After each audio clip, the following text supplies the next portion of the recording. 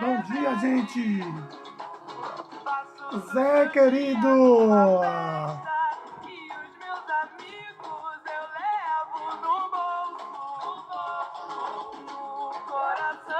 Música boa assim, Maluzita, pra gente começar bem o dia. Que a vida me dá. Grite comigo.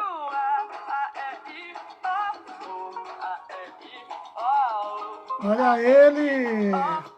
Bom dia, Mário! Bom dia, Zé! Bom dia, Carla! Bom dia, Rose! Que já está aí do outro lado. Bom dia! Ó, temos aqui uma espectadora ótima, tia Sueli. Bom dia para você.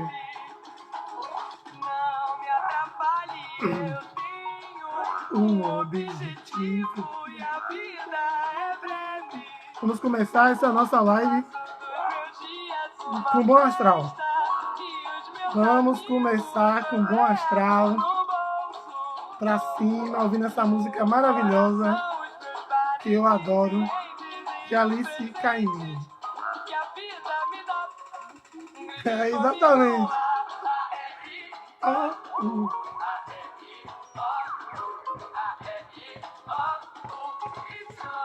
Beijo, Catarina, que está aí ouvindo a gente. Aí começa assim, mandando um beijo para todo mundo. Bom dia, bom dia.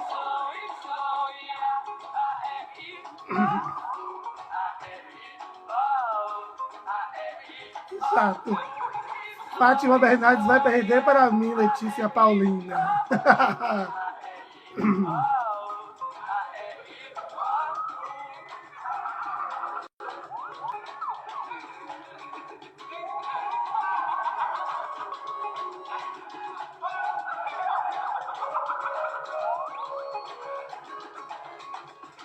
Vamos nessa.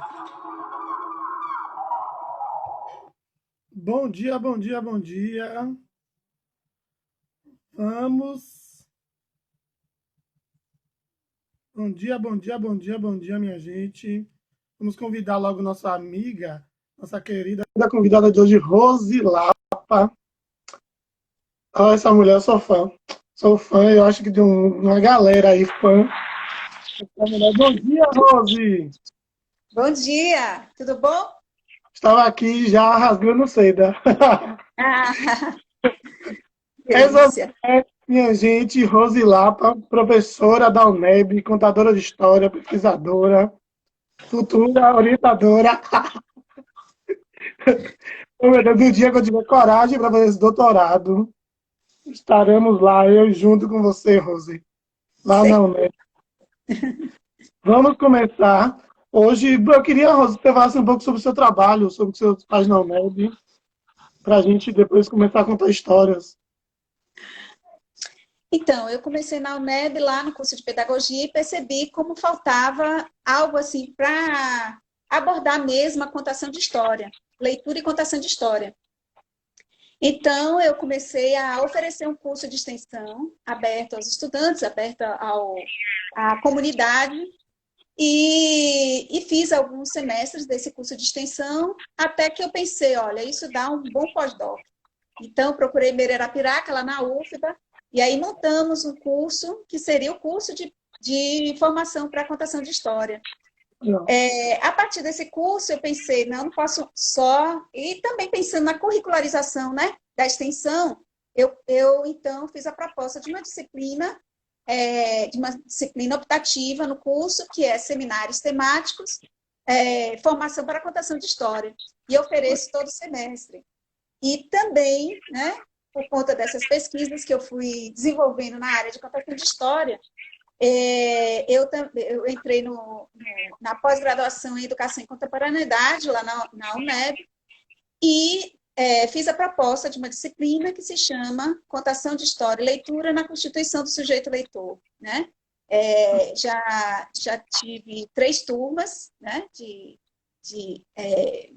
estudantes, tanto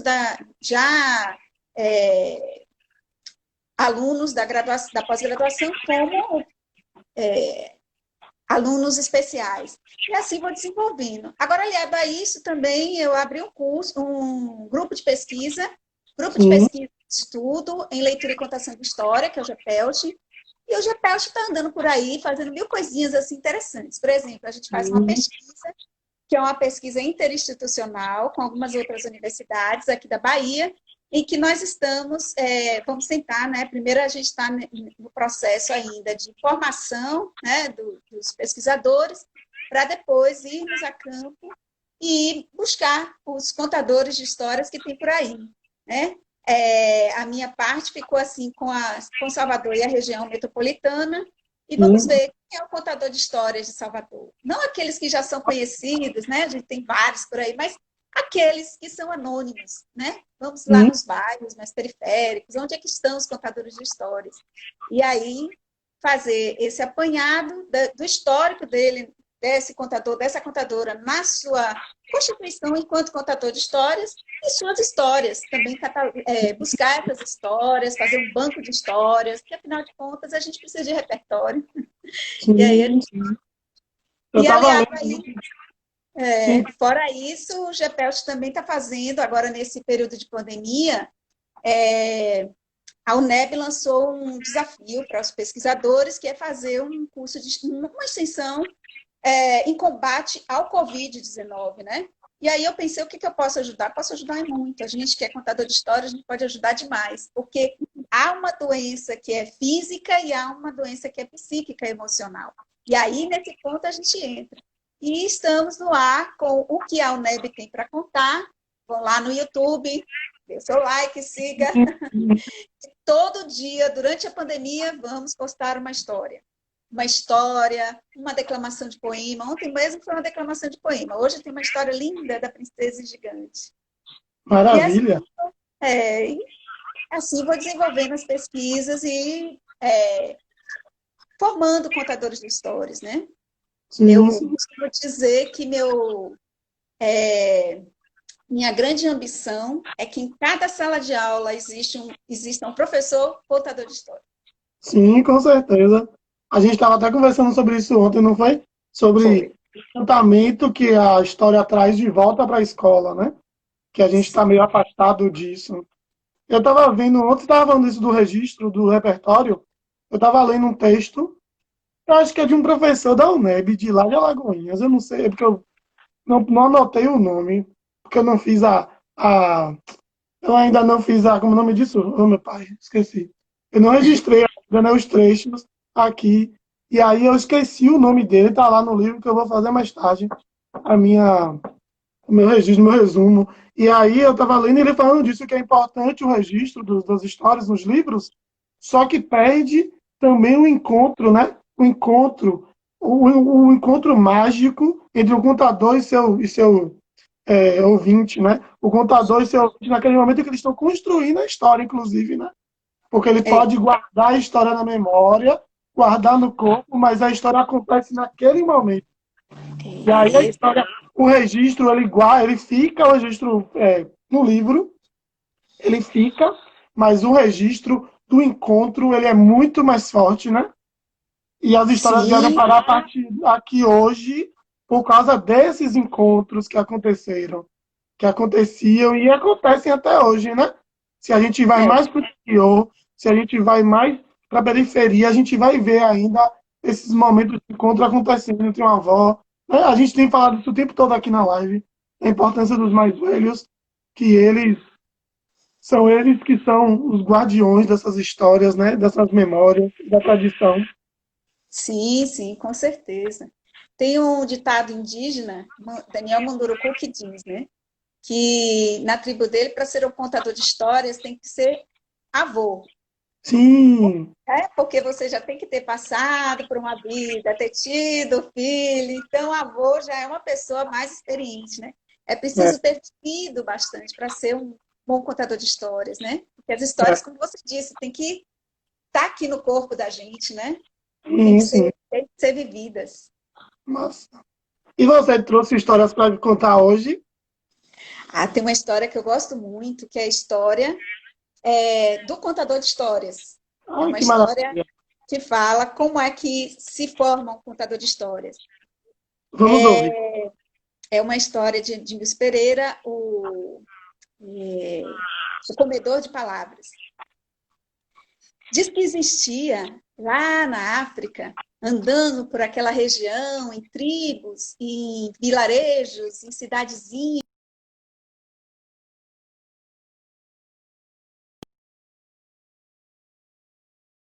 que andavam. É, oi, pode. Tá, tudo bem, eu vi que ficou assim. É, bom, Desculpe, fiz uma besteira. tudo bem. Essas tecnologias estão pegando a gente. É, pois. Nem fale. Então, diz que lá na África existia um contador de histórias que saía por aí com seu filho contando histórias. Ia em vilarejos, pequenas vilas, cidadezinhas, e onde ele chegava, encantava toda a gente. Tocava o tambor e de sua boca saíam palavras lindas como a serpente do arco-íris. E ele contava história e no final tocava seu tambor assim. Vim de muito longe para as terras do seu rei. Venci o bicho silêncio e minhas histórias contei. E ele ia se encantando e as pessoas se encantando com ele e dava a ele presentes e assim ele vivia com seu filho. Mas teve um dia em que um monstro engolidor de gentes levou o pai embora. O menino ficou sozinho com seu tambor. E ele aí quis tocar o tambor, mas da sua boca não saíam palavras lindas como a serpente do arco-íris. Ele ficou triste e pensou que o único lugar que tinha para ele era no país dos comedores de palavras. Ele tinha muitas palavras, lá ele poderia alimentar os monstros. Então, pôs-se a viajar até lá. Parou primeiro numa casa para descansar e a senhora, que já viu de tudo nesse mundo, o acolheu com muito carinho. Deu-lhe comida e contou a ele muitas das histórias que ela já tinha visto por aí. E ele contou para ela a história dele. Ele ouviu com atenção as histórias que ela contava, ela ouvia com atenção as histórias que ele contava. No outro dia, ele seguiu viagem. Caminhou, caminhou, caminhou, até que encontrou a casa do senhor que guarda histórias na cabeça. Ah, ele foi muito bem recebido, muito bem acolhido, muito bem alimentado e ouviu com muita atenção todas as histórias que estavam guardadas na cabeça daquele senhor. E também contou a história dele. Ambos ouviram com muita atenção. E ele então seguiu sua jornada. Mais adiante, chegou até a casa da senhora que tem alegria de inventar palavras. Lá também ele foi muito bem recebido. E ela disse para ele cada palavra interessante que ela inventava. Mas fez uma pergunta a ele. Por que você quer ir para o país dos comedores de palavras? O que você vai fazer lá, menino? Então ele disse que ele não tinha mais o que fazer nesse mundo. Ele não sabia fazer nada e ele não sabia contar histórias. O pai dele que sabia. E a única coisa que ele tinha era aquele tambor. Então, lá no país dos comedores de palavras, ao menos ele iria alimentar os comedores de palavras. E contou toda a história dele, de como ele andava pelas vilas, pelos vilarejos, e como contava histórias, como seu pai contava histórias lindas que saíam como a serpente do arco-íris. senhora falou, eu acho que lá não é seu lugar, mas se você quiser ir, apontou para ele o caminho. E ele seguiu. Caminhou, caminhou, caminhou, até que chegou a um grande portal. E lá nesse portal haviam dois enormes monstros que foram logo perguntando o que ele queria ali. Ele então contou a história dele. Desde quando ele caminhava com seu pai por aí, que seu pai tocava o tambor e de sua boca saía palavras lindas como a serpente do arco-íris. E como o monstro engolidor de gentes engoliu seu pai. E como ele encontrou a mulher que já tinha visto de tudo nesse mundo. O senhor que guardava histórias na cabeça. E a mulher que tinha alegria de inventar palavras. Mas na metade dessa história toda, os monstros mandaram parar. Pare, não aguentamos mais, estamos fartos de tantas palavras. Você não pode viver aqui, você tem muitas palavras, nós não iremos aguentar. Vá daqui, vá daqui. O menino pegou seu tambor e ficou numa tristeza sem fim. Nem ali era o lugar para ele. Para onde ele iria? Saiu andando a esmo, até que parou no vilarejo. Ali tinha um senhor que estava fazendo umas coisas na praça. Ele pediu ao senhor um pouco de comida, que ele tinha muita fome. O moço logo perguntou, e você vai me dar o que em troca? Isso é a única coisa que eu tenho é esse tambor. E começou a contar a história do tambor. De como seu pai contava histórias lindas. E toda a história dele, toda a sua trajetória. No final, quando ele viu, tinha um monte de gente em volta, todas encantadas em ouvi-lo falar. Aí ele agradeceu ao moço, foi dar o tambor e o rapaz falou, eu não posso receber esse tambor, ele é seu. Você é um contador de histórias, precisa dele. O menino então se deu conta disso, contou a história da princesa que casou com o sol e depois tocou seu tambor. Vim de muito longe para as terras do seu rei, venci o bicho silêncio e minhas histórias contei. Ah, que maravilha, meu Deus. Que história maravilhosa, Rose. Ai, eu Maravilhosa. adoro essa história. É a história mesmo da gente, contador de histórias, né? Sim, sim, incrível, incrível. É. Realmente é busca pela palavra. Quando eu estava falando com Terezinha sobre a minha formação enquanto contador de histórias, ela passa por essa viagem também, de percorrer alguns espaços, espaços físicos mesmo, Sim, de sim. viajar pelo exterior e de ouvir. Eu estava até falando para ela que a gente tinha o nosso grupo de teatro, que eu fazia parte, até 2016, a gente fazia parte desse grupo, porque esse grupo se desfez, porque cada um foi para um lado, e a gente tinha, entre as nossas metodologias de recolher histórias, era passear na feira. E a gente Ah, que ouvindo, delícia. ouvindo, a gente não parava, a gente passava, e aí ia pegando trechos de histórias que a gente ouvia. E aí a gente depois anotava no caderninho, e aí a gente criava histórias a partir daqueles trechos, né? Um exercício É. assim, bem interessante.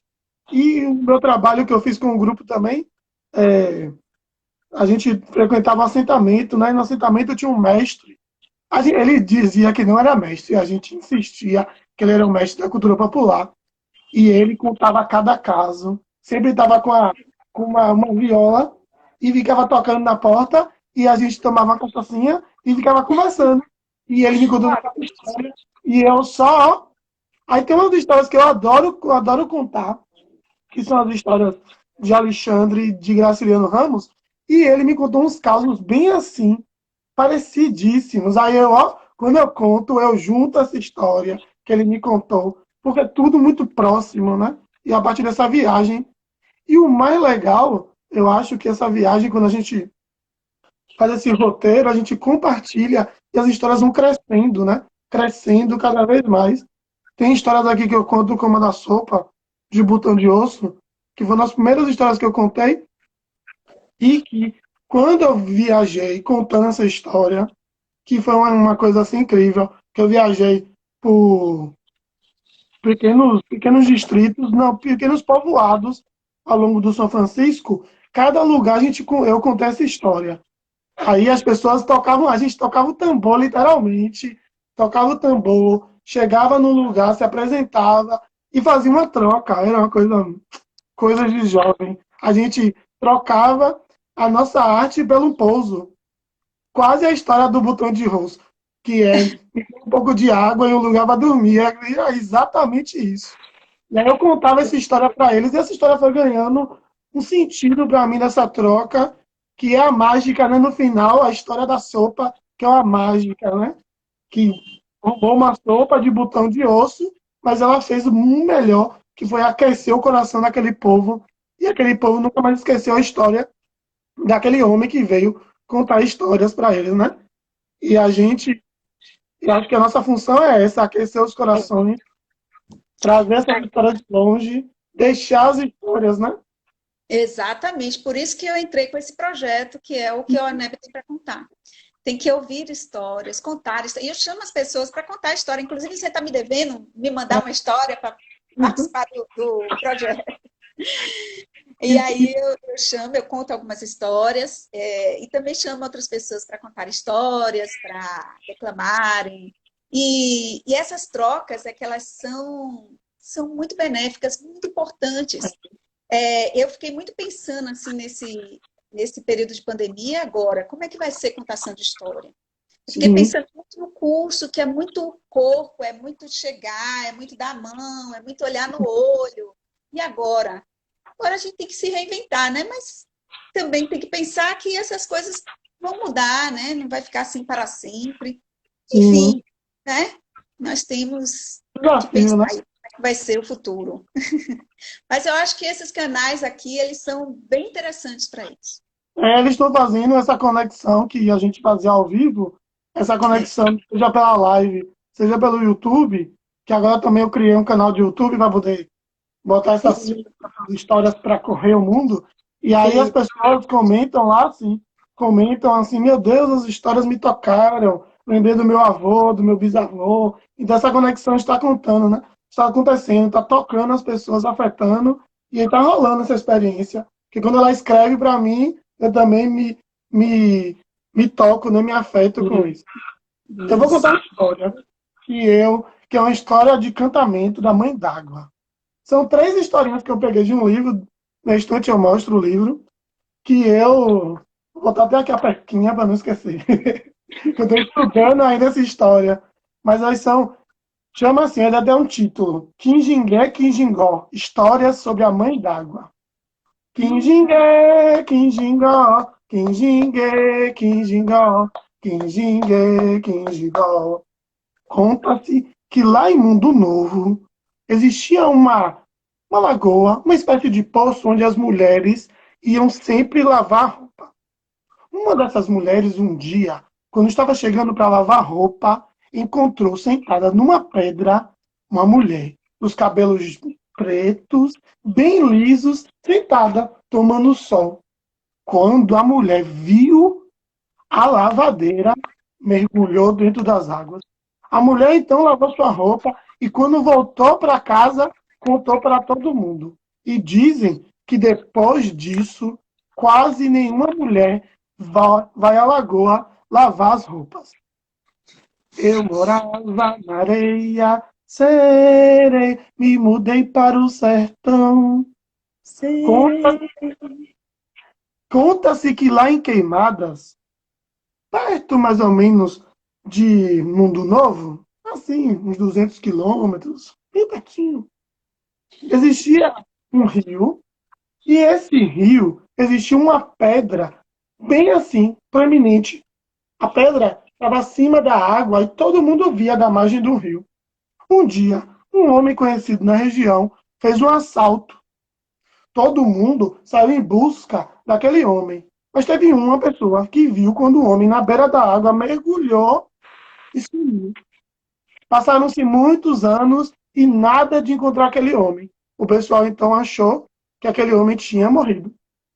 Mas um dia encontraram aquele homem andando no meio da mata. Foi aquele susto geral. Mas o homem disse: não, eu estava escondido lá naquela pedra do rio, que é uma pedra oca. E aí o povo ficou muito curioso para saber o que tinha dentro daquela pedra oca. E aí, quando o homem contou que dentro daquela pedra oca era a casa da mãe d'água. A casa da mãe d'água. E tinha tudo: quarto, cozinha, banheiro, tudo. Então o povo, muito curioso, resolveu conhecer a casa da mãe d'água. E não foi que o povo todos os dias ia visitar a casa da mãe d'água, levando lanternas, velas, tudo para conhecer de perto aquela pedra oca onde a mãe d'água morava. A mãe d'água ficou chateada e decidiu se mudar. E nunca mais aquela pedra oca foi habitada pela mãe d'água. Tá certo? Nós estamos mudando de outros rios. Quinjingó, Quinjingue, Quinjingó, Quinjingue, Quinjingó. Conta-se que uma cidade chamada Triunfo, está muito perto de Queimada, ali perto, um pouquinho acima de Feira de Santana. Essa cidade tinha um rio. E um dia, o povo estava dormindo quando começaram a ouvir uma batucada. Era uma batucada e o povo cantando Quinjingue, Quinjingó, Quinjingue, Quinjingó, Quinjingue, Quinjingó. Quando o povo chegou na beira do rio, o povo não acreditou. Vocês não acreditam que era um encontro de mães d'águas. A mãe d'água do mar tinha vindo visitar a mãe d'água do rio. E juntas faziam aquele samba, batucando, naquele encontro maravilhoso. Exatamente, estamos falando do Itapicuru. E aí o povo ficou encantado. E com aquela música, Quinjingue, Quinjingó, Quinjingue, Quinjingó, batizaram o nome do rio como Quinjingue. E aquela cidade que se chamava Triunfo, hoje se chama Quijingue. Fica acima de Feira de Santana. E assim a história sobre a mãe d'água. Eu achei essas histórias aqui. Muito legal. 4 mitos brasileiros. E aí tem as histórias da mãe d'água, do boitatá, do boto e da botilha. E aí eu fui juntando as historinhas com essa sonoridade que surgiu na minha cabeça sobre a mãe Muito d'água. bom. E eu amo a mãe d'água, inclusive, eu sou apaixonado pela sereia. Tem até um espetáculo, quem sabe no dia que a pandemia acabar, a gente leva lá para a UNEB para a gente apresentar, que o nome é Edmar, que são as histórias Que sobre o mar. maravilha. Que E eu maravilha. adoro fazer, adoro ter um músico que me acompanha, e são histórias contadas e cantadas sobre o mar. Maravilha, Ah, né? claro. E aí eu estava Já está conversando com você, reveladíssimo. sim, aí eu estava conversando com você ontem sobre isso, né? Sobre o encantamento que as histórias trazem, né, para as escolas, que é super importante, né? Não sei se estão vendo aqui, tá vendo esse estandarte que é do projeto que eu desenvolvia lá na Escola Municipal do Beru, que chamava Vem que tem histórias, né? Um espetáculo que era um projeto que a gente, uma vez por semana, eu contava histórias no pátio da escola. Como a gente tem um dia de folga, eu ia também no turno matutino e contava histórias. E esse encontro acontecia com várias histórias que eu trazia, às vezes histórias de livro, histórias que eu trazia na minha cabeça. E esse Vim que tem história, ele começou a trazer essa mudança no comportamento dos meninos. A gestão começou a me chamar a atenção para isso, que eles ficavam mais quietos para ouvir história, que eles tinham mais interesse pelos livros, né? É uma coisa assim. E aí eu estava falando com você ontem sobre o texto de Munduruku, né? E Munduruku, maravilhosamente, esse mestre indígena, ele fala assim, eu vou ler o que ele escreveu. Observando comportamentos, atitudes, emoções, intuir algo maravilhoso. Somos movidos pela magia. Ela não está fora, mas está dentro de cada ser. Ela é o próprio ser. Exato. Infelizmente, somos educados a abrir mão da magia no dia que entramos na escola. Vendo crianças tão pequenas se esgoelando para não se separarem das mães no primeiro dia de aula, me ocorreu uma verdade cruel. É o dia da separação entre a magia e o real. A escola, nossos corpos, Arrepiei tudo. mágico, de desconhecido. E sim, em seu lugar vai colocar o conhecido.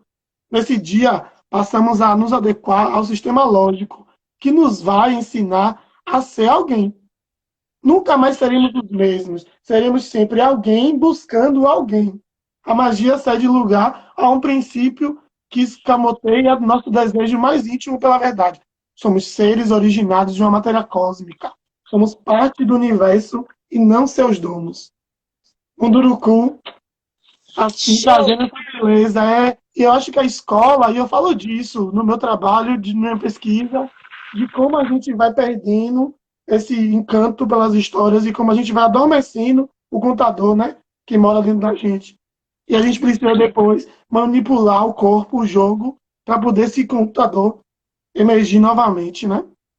E com relação a isso, eu tenho caminhado muito para a questão terapêutica dos contos, das histórias, de modo geral. Terapêutico não no sentido do consultório, mas terapêutico nesse sentido que você fala aí. Sim, sim. Porque essa dor da separação é uma dor que vai causando vários problemas psíquicos e emocionais nas crianças. Isso não quer dizer que é uma coisa definitiva, mas corrobora.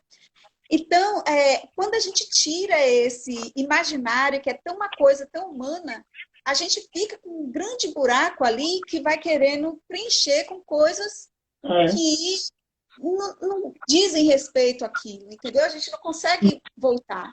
Então, nós precisamos de arte, precisamos extravasar esse sentimento do mundo, essa dor do mundo, que eu digo, né? O artista, ele carrega a dor do mundo, ele vê como as coisas acontecem e diz, olha o que está acontecendo aí, gente. E traz esse sentimento para a gente. Fora que as histórias fazem com que a gente viva uma situação de verdade sem precisar viver na verdade. Então, isso já vai criando um repertório de sentimentos que, quando a gente vivencia, a gente já tem da onde sair, não sai do nada. Isso também é bastante terapêutico, né? E é curativo.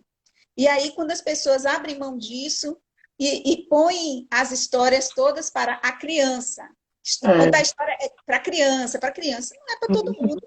Todo mundo presta atenção, todo mundo gosta. Por quê? Porque é do humano. Criança é humano. Claro que ela gosta, mas a gente também. E aí precisa resgatar isso, né? Foi jogada lá por uma questão assim bem de... É uma questão política, né? Porque a criança, como é dispensável, como um ser que não é ouvido socialmente, que não é considerado, então tudo que se refere a ela é menor, mas é arte, e é uma arte muito grande, e basta um adulto ouvir uma história que se encanta, para e quer ouvir. Né? Então, a gente Retorna. precisa resgatar isso. Né? Interessante nas oficinas, que aí eu começo com os jogos, né? E jogos do teatro. Já que eu sou do teatro, eu fui pegar nos jogos teatrais de Augusto Boal, Olga Reverbel e Viola Spolin, jogos para despertar esse cantador. E a oficina tem um momento que vira sabe, um grande playground, assim, um grande quintal, todo mundo brincando loucamente. Aquelas mesmas pessoas que estavam assim, Travado. eu até apresentei isso naquele dia da pesquisa, né? Aquele no dia que as pessoas estão assim, ó. Aí no final elas estão doidas no meio lá da roda, brincando, se jogando, cantando. E aí as histórias começam a surgir, a surgir. É interessante você falar isso da forma de elaborar o mundo, né? A gente elabora as histórias, a gente elabora o mundo a partir desse encontro com as histórias, né? A gente experimenta o mundo a partir desse outro olhar. Isso é legal, que a gente não fique só em determinadas histórias e a gente evolua para outras histórias de outras culturas, que a gente vai ampliar o nosso conhecimento assim sobre o mundo, né? Sobre o mundo, sobre nós mesmos, sobre o outro, sobre o ecológico. Eu gosto muito. As pessoas me contam assim, que tipo de história você conta? Você conta histórias africanas? Você conta histórias indígenas? Eu não conto histórias, eu conto histórias. Então, eu tenho, inclusive, eu gosto de manter esse acervo. Eu tenho histórias, dentro do meu repertório comum, eu tenho histórias asiáticas, africanas, indígenas, europeias. Elas elas fazem parte desse meu repertório e eu gosto muito de ficar explorando, né, todas essas histórias. Porque, na verdade, é o seguinte, a história nasce do momento, né? Eu gosto muito de dar um exemplo que teve uma vez que eu estava numa situação assim, estávamos ocupando a reitoria, e aí me chamaram para contar a história lá, e eu aí pensei, vou contar uma história assim, meio de suspense, né? Porque é de noite, pessoal, tal. Aí eu me programei toda para contar a história da princesa vampira. É uma história do povo. Ai, me esqueci como é esse povo que anda por aí. Não, Cigano. É uma sim. história do povo cigano, que eu gosto muito. Aí, estava toda preparadinha para contar essa história. Quando eu cheguei, peguei o microfone, que eu olhei para o povo, eu disse: não é essa história que eles querem ouvir. Aham. Aí, na hora, Reizinho Mandão. Contei a história do Reizinho Mandão de Ruth Rocha. Foi ótimo. Tudo uma Assim, vez que eu eu vi fiz. que eles, né, tiveram uma conexão e disseram assim, é isso que a gente quer aqui agora, entendeu? Então, tem isso também, né? A história é muito... Então, Sim, quanto sim. mais você tem, quanto maior o seu repertório, melhor você transita, né, nesse É. espaço, que é espaço humano, né, de todas as situações. E aí vamos contar histórias, então. Qual é a história Vamos. que você tem no seu repertório? Eu trouxe uma outra história africana. Hoje eu vim de África, toda trabalhada na África. Trouxe uma história que é da Nigéria, que é de Sani, um Sim. autor nigeriano. Ele conta que ele soube por um avô dele, que soube pelo avô dele, que soube pelo avô dele, que lá num vilarejo africano, lá bem distante, nasceu um dia uma menina, uma linda menina chamada Okpija. Eu adoro Seus essa história. olhos eram tão lindos, profundos, pareciam dois diamantes.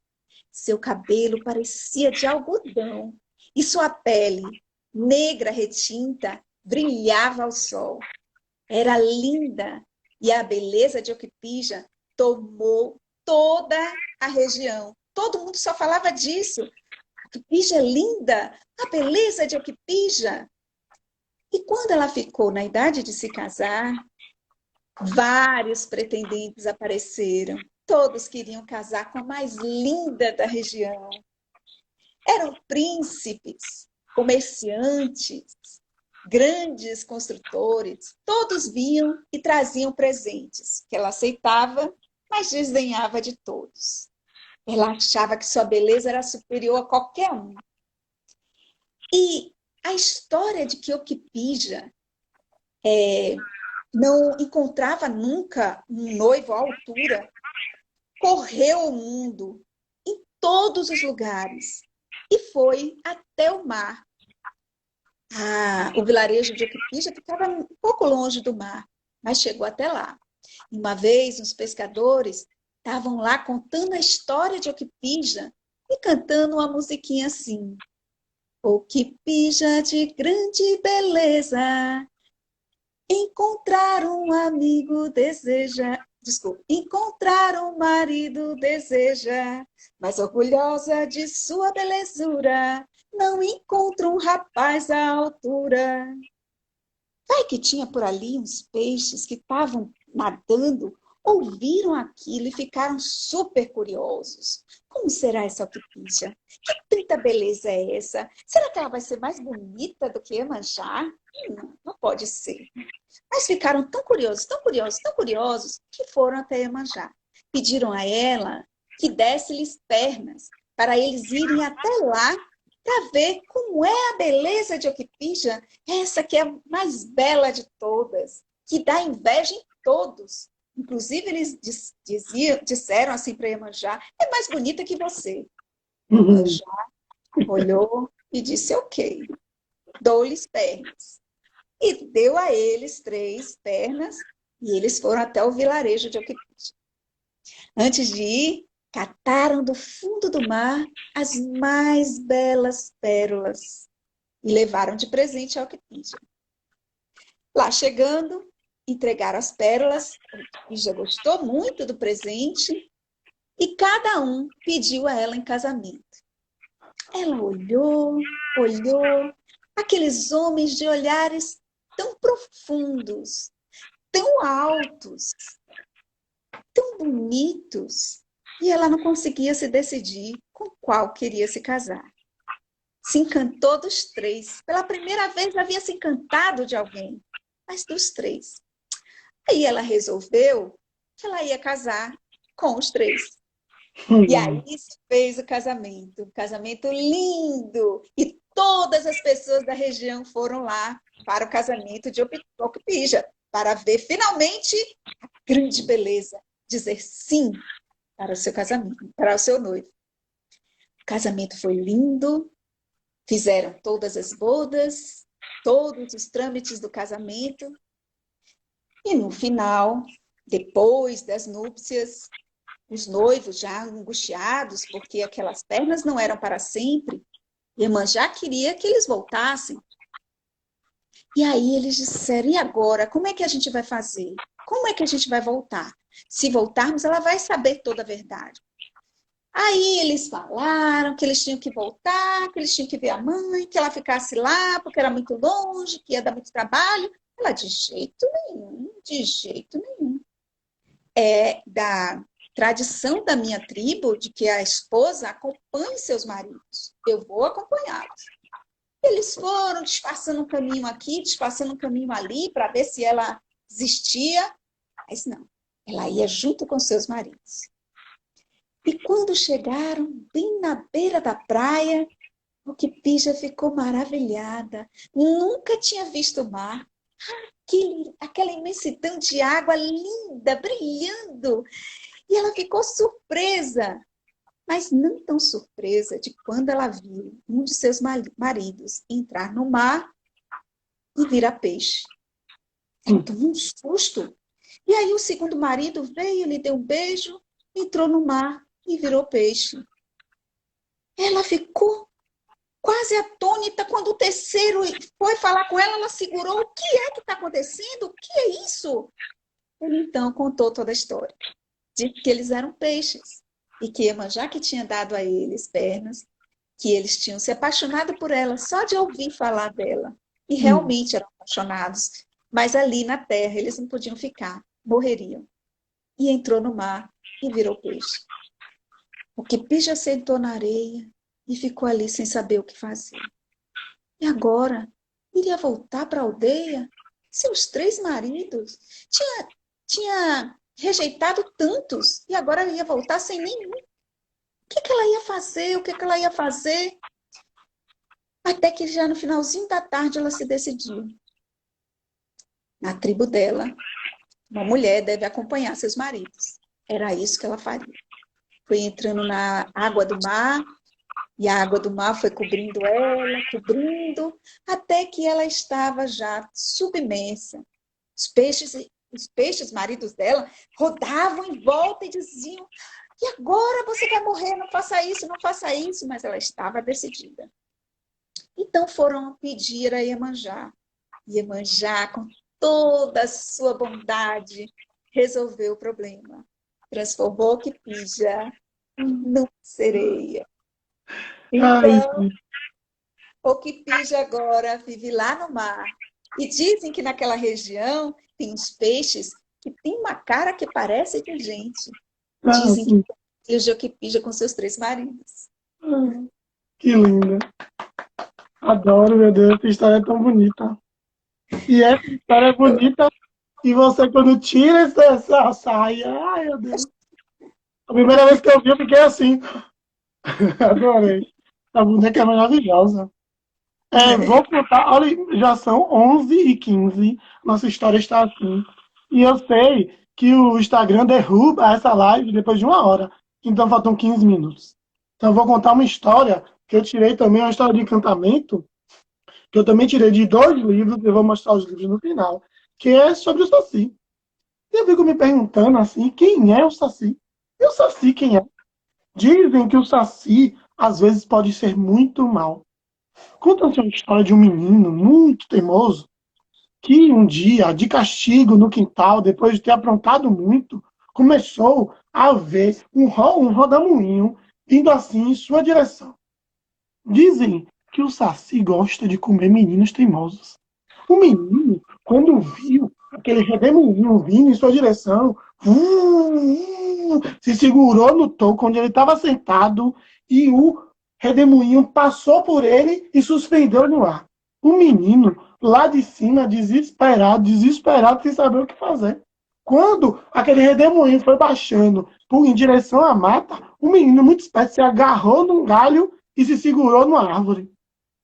Quando o Saci desceu, parou o redemoinho e olhou para o toco, não viu o menino. Ah, mas o Saci ficou bravo. E dizem que está berrando até hoje. E o menino correu para casa, e desde então, diz a mãe dele, que ele se tornou um bom menino. É que o Saci, às vezes, ele pode até ser bonzinho, sabe? Mas eu tenho certeza de que o Saci, ele na verdade, ele não é bonzinho. É porque quando você se apodera do gorro do Saci, você tem ele sob o seu poder. E ele faz tudo que você quiser. E foi assim que dois meninos, Manfredinho e Andreia, um dia viram o seu boneco de madeira em casa sumir e desaparecer. Quando chegaram em casa, da escola, e procuraram pelo quarto o seu bonequinho de madeira, eles não encontraram, mas viram a casa completamente bagunçada. Como se tivesse roubado. Tudo bagunçado, os armários bagunçados. Os meninos correram para o pai e disseram: eu acho que o Saci esteve aqui. O pai disse: que Saci o quê, menino? Que Saci? Foi o Saci. O Saci tem uma mania de pegar o que é dos outros e assim ele, desaparece com as coisas da gente. E aí os meninos, então, naquela noite, apesar do pai ter mandado dormir cedo, eles ficaram acordados com a janela aberta, assoviando. E assoviavam.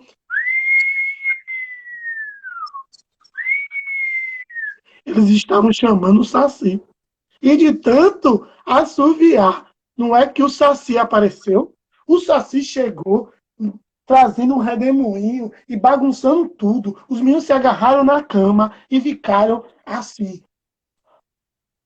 impressionados, boquiabertos. O Saci, e era uma coisa muito assim, incrível. O Saci, a hora era pequenininho, a hora era grandão, e dava uma gargalhada que deixava todo mundo com medo. Andréa, a mais esperta dos irmãos, pequena, mas esperta, catou logo o gorro do Saci. Enquanto ele se acabava de rir do medo dos meninos, ele vacilou e Andréa catou o gorro. E com o gorro na mão, o Saci, que dando gargalhada má, ele começou a dar desespero: me devolva, me devolva, me devolva o meu gorro. E Andréa, muito esperta, disse: não. Só se você devolver o nosso boneco de madeira. E assim, o Saci pensou, pensou, pensou, e então resolveu levar os dois até o mundo lá dele, o mundo paralelo, onde os Sacis vivem, onde os Sacis guardam todas as coisas, para que eles juntos buscassem o tal boneco de madeira. E foi assim que no redemoinho os dois partiram em direção a esse mundo paralelo. Subiram as nuvens, e quando desceram das nuvens, estavam no meio de uma mata. E era impressionante. No meio dessa mata, olhava para um lado, olhava para o outro e via uns objetos. Os objetos flutuando. Quando você tentava pegar o objeto ia mais para mais longe. E assim, eles viram um boneco de madeira flutuando embaixo de uma árvore. Só se disse então ali, está ali seu boneco. Eu só vou devolver porque vocês acreditam em mim. Esses brinquedos todos que estão aqui são brinquedos que um dia eu peguei para brincar e eu ia devolver. Mas as pessoas não acreditam em mim. Então, estão aqui desde então. Então, o Saci, que tinha que devolver o boneco, mas também que tinha que devolver as crianças, levar aquelas crianças para fora. E eles, então, naquele mesmo momento, com o boneco de madeira na mão, pegaram um redemoinho de volta para casa. Quando chegaram em casa, o pai e a mãe estavam preocupadíssimos. Os filhos tinham sumido. Mas não é que a menina, contando com carinho, ela trouxe de volta aquele encantamento para o pai. E o pai, então, lembrou-se dos brinquedos que tinha perdido e por um instante pensou: será mesmo que foi o Saci? E dentro dele aquela crença voltou. E você não vai acreditar o que aconteceu naquela noite. No meio da madrugada, ouviram um assovio. E quando o pai dos meninos acendeu a luz do corredor, ele encontrou no chão os brinquedos que ele tinha perdido quando era criança. Saci viu todos os brinquedos, que agora ele voltou a acreditar no Saci. Ah, a gente tem que Olha, acreditar, né, gente? foi Sempre acreditar. história, eu tirei aqui deste uma primeira história, eu tirei deste livro maravilhoso de Marco Aurélio, Contos e Lendas da Terra do Sol, que tem até o Saci aqui, Maravilhoso, é. no toco, o Saci e o menino. E essa é outra história que eu achei lá no outro livro que chama O Caso do Saci. Eu resumi a história, porque ela é um pouquinho maior, é uma história de Nelson Cruz, de um livro maravilhoso editado pela Kozak Naif, que um dia eu comprei na mega promoção, assim, e ele é um livro muito legal, muito legal. No final eu vou botar aqui, você podia também, Rose, no final a gente pode botar referências das histórias que as pessoas podem procurar, né? Sim, sim. Esse, Então, o comedor de palavras, você encontra na internet. Fácil, fácil. ótimo, ótimo, ótimo. Então, Rose, eu queria agradecer imensamente esse encontro virtual, que eu quero, depois, no final dessa pandemia, começar a fazer esse encontro presencial. Sim. Colocar histórias que gostamos muito nas bibliotecas, nas praças, a gente bota assim 2 banquinhos, bota o microfone e a gente conta as histórias que a gente gosta muito e Vamos. conversa sobre as histórias e sobre contar histórias. É Queria isso. agradecer. Pode deixar no... Eu que agradeço bastante, adorei. Foi um momento maravilhoso aqui de encontro, Sim, dessas trocas de histórias. Muito obrigada, viu? E obrigado. obrigada a todo mundo aí que está participando também. Olha, e Mário está aqui contando que está todo do cardume aqui, o cardume todo está Ah, aqui. delícia. Coração. E muito obrigado a vocês e até a próxima semana, viu? Um beijo no coração de todos. Um beijo para você também, Rose. Beijo e até a próxima. Até. Tchau. Tchau, tchau.